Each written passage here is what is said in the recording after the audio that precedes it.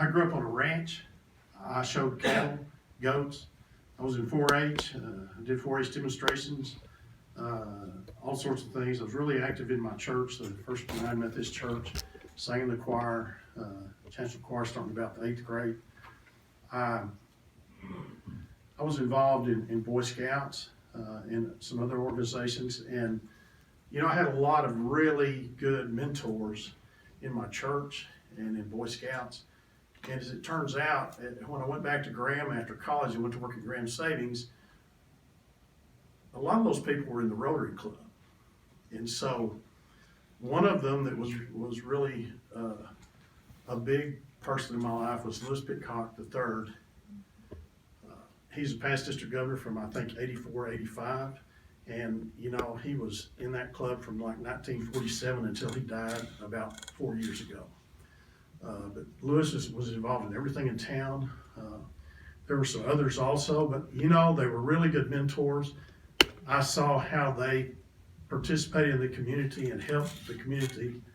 And I think it, you know, gave me a sense that that's something that I needed to do.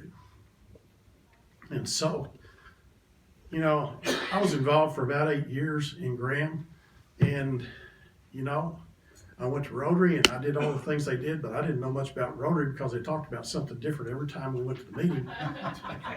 And I just couldn't get my mind wrapped around it. And so, you know, I left Graham, and a few years later, you know, unfortunately, I visited the Lions Club in Mineral Wells, and they got me in there for a little bit, but I didn't really like the fact that they threw rolls at me. I just didn't appreciate that. And then when they threw rolls at the speaker, I thought I just didn't work for me. So, you know, that was enough of that. I had somebody come from the Rotary Club, wanted me to sponsor. I was in the optical business with my wife, who's an optometrist, wanted to sponsor a fundraiser. And so I said, yeah, that's great. But you have to take me to Rotary as your guest. So he did, and I became a Rotarian about a month later.